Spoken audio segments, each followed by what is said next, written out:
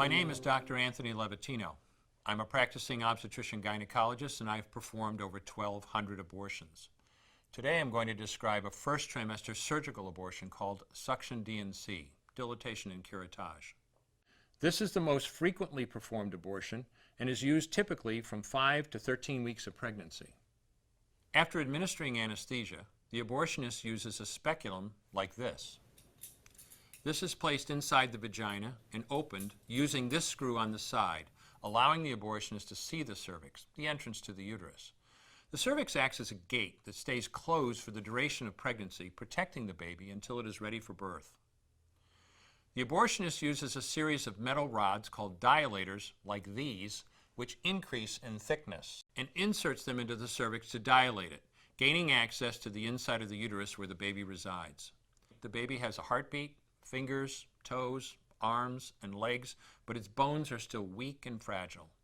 The abortionist takes a suction catheter like this one. This is a 14 French suction catheter. It's clear plastic, about 9 inches long, and it has a hole through the center. It is inserted through the cervix into the uterus. The suction machine is then turned on with a force 10 to 20 times more powerful than your household vacuum cleaner. The baby is rapidly torn apart by the force of the suction and squeezed through this tubing down into the suction machine, followed by the placenta. Though the uterus is mostly emptied at this point, one of the risks of a suction D&C is incomplete abortion, essentially pieces of the baby or placenta left behind. This can lead to infection or bleeding. In an attempt to prevent this, the abortionist uses a curette to scrape a lining of the uterus. A curette is basically a long-handled curved blade. Once the uterus is empty, the speculum is removed and the abortion is complete.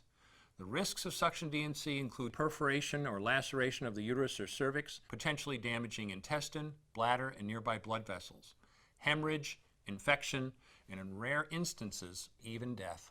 Future pregnancies are also at a greater risk for loss or premature delivery due to abortion-related trauma and injury to the cervix. As I mentioned at the beginning, I'm Dr. Anthony Levatino, and in the early part of my career as an OBGYN, I performed over 1,200 abortions. One day, after completing one of those abortions, I looked at the remains of a preborn child whose life I had ended, and all I could see was someone's son or daughter.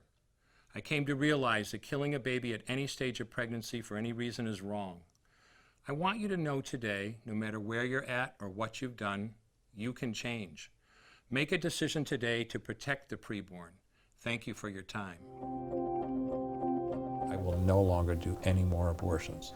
When you finally figure out that killing a baby that big for money is wrong, that it doesn't take you too long to figure out it doesn't matter if the baby is this big or this big or this big or maybe even this big, it's all the same.